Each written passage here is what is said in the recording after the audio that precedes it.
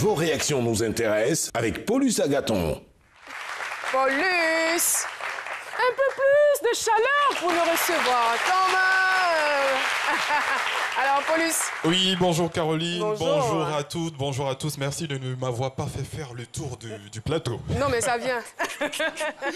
Alors, sur la page Facebook, on a Jean et Chelsea qui demande qu'est devenu votre amitié avec celui qui vous a fait découvrir la drogue. Est-ce que vous avez essayé de lui également de le faire sortir de cette situation?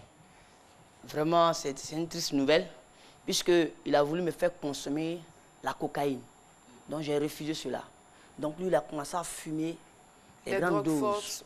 Donc, lui, il est décédé. J'ai pas pu. On est désolé, il n'a pas eu la même chance que voilà. vous. Oui, Paulus. D'accord. Claudia Ruth Degui, elle dit « J'aimerais savoir pourquoi vous n'avez pas tenté d'apprendre un autre métier plutôt que d'aller vers une autre ville. » Auparavant, quand j'étais ici, et je n'ai pas brossé là-dessus, mais j'ai commencé à faire la cordonnerie. J'ai commencé à apprendre un métier. Mais lorsque tu commences à fumer la drogue, tu oublies ton métier, hein, sincèrement dit. Je suis arrivé ici, je faisais la cordonnerie, mais quand j'ai commencé à fumer la drogue, je ne m'intéressais plus. Là, vous étiez dans un autre univers. Voilà. D'accord.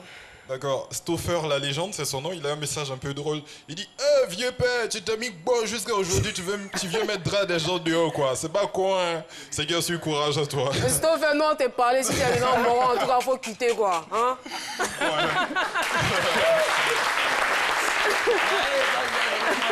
Alors, plus que 2 messages. Aboké la merveille Sanogo. Il dit généralement, quand on fume la drogue, il arrive souvent qu'on commette des atrocités. Quelle est la pire des choses que vous avez pu faire? Voilà, c'est une belle question. Sincèrement dit, j'ai pas tué, j'ai pas braqué, mais... Vous avez beaucoup volé votre entourage. Je volais beaucoup, puisque je volais l'argent de mon grand frère qui ne m'appartenait pas. Et voilà, je volais. Ce qui ne m'appartenait pas, je vole, je m'en vais vendre, et puis je...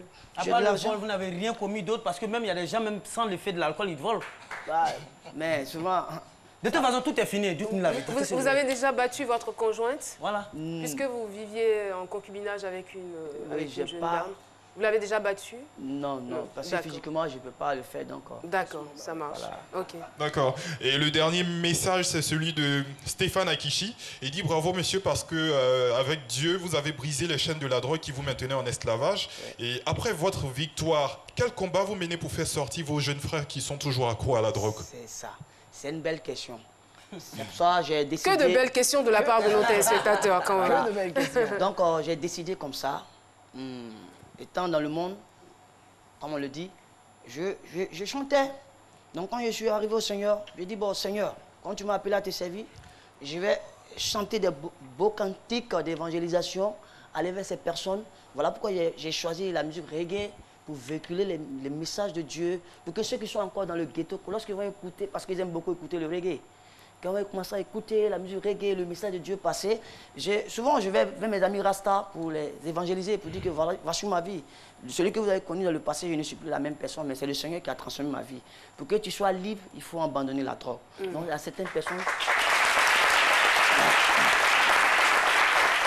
il y a certaines personnes qui m'écoutent. Il y a d'autres personnes, mais lui, il ne me voit pas, parce qu'il s'est dit quoi? Moi, soyez là. Voilà. Vous organisez des spectacles dans les fumoirs, souvent vous allez dans les fumoirs, les concerts avant. Comme je viens à peine de commencer.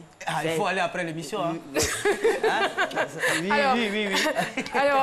Alors Alpha, tout à l'heure, vous avez employé un mot très fort, liberté. Donc vous vous sentez aujourd'hui libre. Vraiment. En dehors de la liberté, qu'est-ce qui a véritablement changé dans votre vie depuis que vous avez abandonné la drogue? Vraiment, lorsque je suis vraiment libre, parce que Christ m'a donné ma liberté. D'abord, de deux... Ça, c'est déjà grand. De deux, ceux qui n'avaient pas l'habitude de me fréquenter, me fréquentent. Parce que quand je fume la drogue, mais je ne vais pas aller devant toi avec les yeux rouges et puis mal habillé, tu peux pas me recevoir.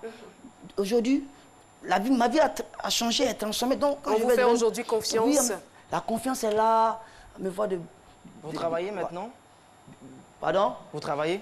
Auparavant, moi j'étais... Non, maintenant. Maintenant, il est commerçant. Je suis commerçant. D'accord. Je vends les articles, les montres, les t-shirts à Djamé. C'est très bien, c'est très bien. Et vous sentez aujourd'hui, est-ce que les téléspectateurs ne savent pas, c'est que vous êtes un papa heureux? Oui. un papa de 6 enfants. Bien sûr. Voilà.